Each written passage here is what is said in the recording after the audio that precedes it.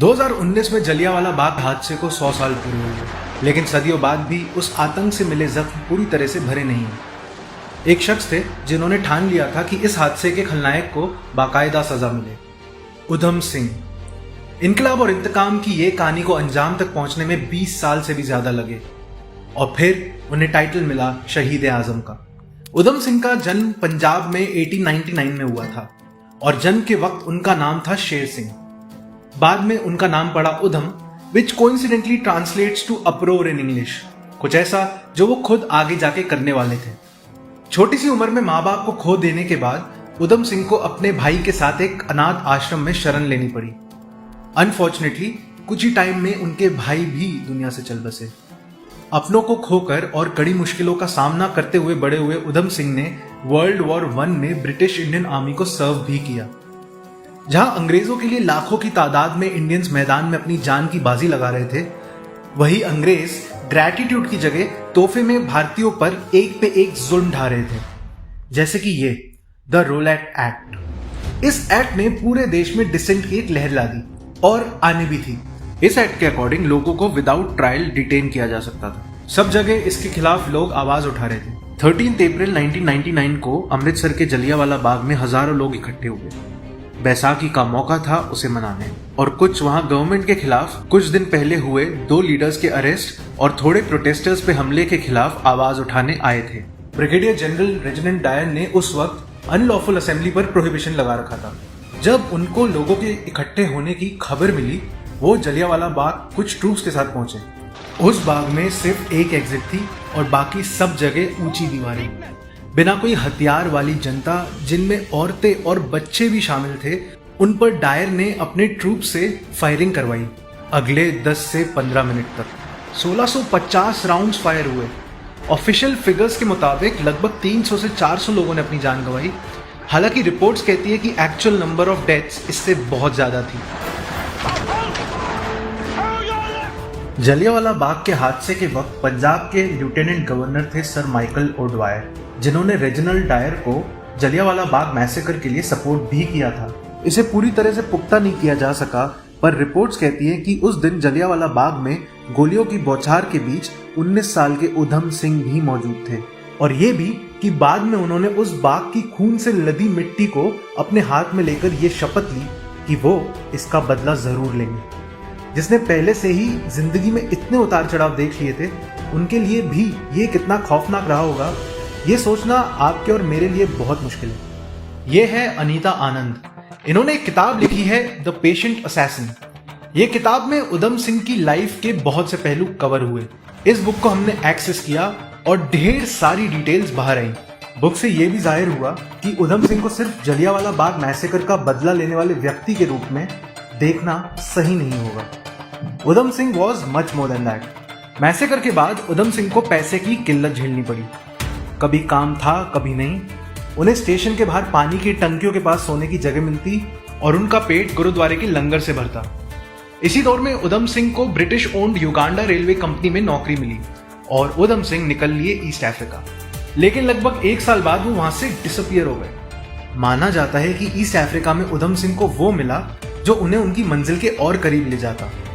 एक Indian revolutionary group, the गदर्स। गदर्स ने कैसे न कैसे उधम सिंह को इंडिया वापस भेजा अपने काम के लिए।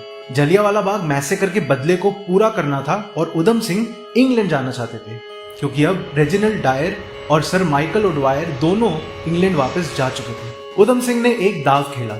एक स्टूडेंट को एडमिशन दिलवाने की मदद के बहाने उधम सिंह ने उनको इंग्लैंड अकम्पनी किया, लेकिन वहां कुछ टाइम में उनकी समझ में आ गया कि उनके पास अभी स्किल्स, पैसा और रिसोर्सेज है ही नहीं जिससे वो डायर या ओडवायर के पास पहुंच सके और अपना बदला पूरा कर सके। उधर वो स्टूडेंट, जिसे अनीता आनंद की बुक में प्रीतम सिंह के नाम से मेंशन किया है, वो अमेरिका में एडमिशन लेना चाहता था। उधम सिंह जानते थे कि यूएस का कैलिफोर्निया गदर्स के लिए एक सेंटर था, तो मेक्सिको के जरिए उन्होंने अमेरिका में एंट्री ली और गदर्स के लिए उधम सिंह ने काम करना चालू कर दिया। यहाँ उधम सिंह ने एक अमेरिकन लाइफस्टाइल अपनाई। बेहतर कपड़े, जूते, बड़े शौक। उधम सिंह सिटीज चेंज करते रहे। इनफैक्ट उन्होंने यहाँ शादी भी कर ली, नौकरियां बदली और अपनी इनकम में उन्होंने बढ़ोतरी भी देखी। और तो और उधम सिंह ने अमेरिकन मोटर जाइंट फोर्ड में काम किया। उधम सिंह के पास अब वो सब था जो उन्हें अपने दर्दनाक बचपन से दूर ले जाता। जॉब, इनकम, घर गृहस्थी और दोस्त, लेकिन वो अपना मकसद नहीं भूले थे। दो में से एक यानी रेजिनाल्ड डायर नेचुरल कॉजेस के कारण 1927 में गुजर गए। 1927 में ही उधम सिंह इंडिया वापस आए और इंडिया में वो पुलिस की नजर में आ गए। उनकी तलाशी में मिले आर्म्स और कुछ बैंड गदर पब्लिकेशंस। उधम सिंह को 5 साल की जेल की सजा सुनाई गई। ये उनके लिए एक बहुत बड़ा झटका था। देश छोड़ा, हजारों मील ट्रैवल किया, गदर्स को अपनी काबिलियत और लॉयल्टी प्रूव की, और जब वो अपने बदले की तरफ बढ़ ही रहे थे, रेजिनाल्ड डायर की मौत हो गई। वहां सर माइकल ओडवायर को इंग्लैंड में खूब इज्जत मिल रही थी और यहाँ उधम सिंह जेल में सालों का वक्त काटने वाले थे। जेल, और वो भी अंग्रेजों के वक्त, काफी मुश्किल। मॉडर्न डे पाकिस्तान के मियांवाली शहर में जब उधम सिंह कैद थे, तब उनकी मुलाकात हुई एक और रेवोल्यूशनरी से, जिनको आगे चल के उधम सिंह ने अपना गुरु मान लिया, भगत सिंह। जिस तरह से भगत सिंह ने देश के लिए अपनी जान हंसते हंसते गंवा दी, उधम सिंह पे इसका गहरा असर हुआ। कहते हैं कि जिस दिन भगत सिंह को फांसी हुई, उधम सिंह का भगवान से विश्वास ही उठ गया और भगत सिंह की तरह वो एथिस्ट बन गए। उनसे जब पूछा जाता कि उनका धर्म क्या है, तो अपने वॉलेट में रखी भगत सिंह की तस्वीर को दिखा के वो बोलते कि वो अब सिर्फ इन्हें मानते हैं। 1931 में उधम सिंह को जेल कैद से रिहाई मिली। उन्हें इंग्लैंड जाना था अपने इरादों को अंजाम देने, और 1934 में आखिर वो लंदन वापस पहुंच गए एक नए पासपोर्ट से। उनके लंदन तक पहुंचने की कहानी, कैसे उनके पास पैसे आए, वो कहां से होते हुए लंदन पहुंचे, ये उनकी कहानी का अपने आप में एक अलग पहलू है। लेकिन एक पहलू शुरू से अंत तक बदला नहीं था, सर माइकल ओडवायर से बदला। उधम सिंह ने अपने शौक नहीं छोड़े। इनफैक्ट उन्होंने फिल्मों में भी अपना हाथ आजमाया।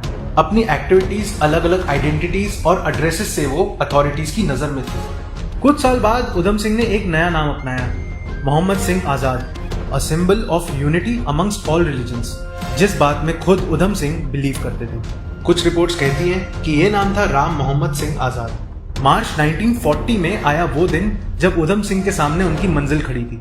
यह है लंदन का कैक्सटन हॉल। कैक्सटन हॉल में एक मीटिंग थी जहां ओडवायर वॉज स्पीकिंग। मीटिंग खत्म हुई और उधम सिंह उनकी तरफ बढ़े। उन्हें देख के ओडवायर को लगा होगा कि उधम सिंह उनसे हाथ मिलाने आ रहे हैं, पर ऐसा था नहीं। और जब तक ये ओडवायर को रियलाइज हुआ, तब तक बहुत देर हो चुकी थी। उधम सिंह ने इसके लिए लगभग 21 साल इंतजार किया। 21 साल। ओडवायर की फिर डेथ हो गई और उधम सिंह ने इसके बाद और भी कुछ इन्फ्लुएंशियल लोगों पर निशाना साधा, पर उस पिस्टल में यूज हुई बुलेट्स जो थी, उनका साइज बराबर नहीं था बंदूक के मुताबिक, जिसकी वजह से बाकी सब लोग बच गए, लेकिन ओडवायर नहीं। शायद उधम सिंह का इरादा कुछ ज्यादा ही पक्का था। उधम सिंह को इंग्लैंड में फांसी हुई और उनके रिमेन्स को 1974 में इंडिया लाया गया। उनकी चिता को आग दी गई उनके जन्म स्थान सुनाम में। जिस इंसान का परिवार उन्हें बचपन में छोड़ गया था, उनके लिए पूरा पंजाब रोया।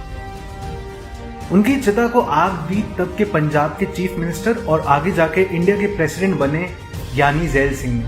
उधम सिंह की अस्थियां सतलुज नदी में बहाई गई। इस नदी में किसी और की भी अस्थियां बहाई गई थी, उनके गुरु भगत सिंह की। और आप आज अगर जलियांवाला बाग विजिट करेंगे तो उसके बाहर आपको ये मिलेगा। एक कॉन्टिनेंट से दूसरे कॉन्टिनेंट, ना जाने कितनी नौकरियां, तमाम देशों का सफर, अलग अलग आइडेंटिटीज और अपने देश के लोगों पे अत्याचार करने वाले जालिमों को सबक सिखाना। उधम सिंह की पूरी कहानी के सारे पहलू एक वीडियो में उतार पाना शायद पॉसिबल नहीं है, लेकिन उनकी स्ट्रीट स्मार्टनेस, लॉयल्टी, देशभक्ति और उनके रिजॉल्व को महसूस कर पाना पॉसिबल है।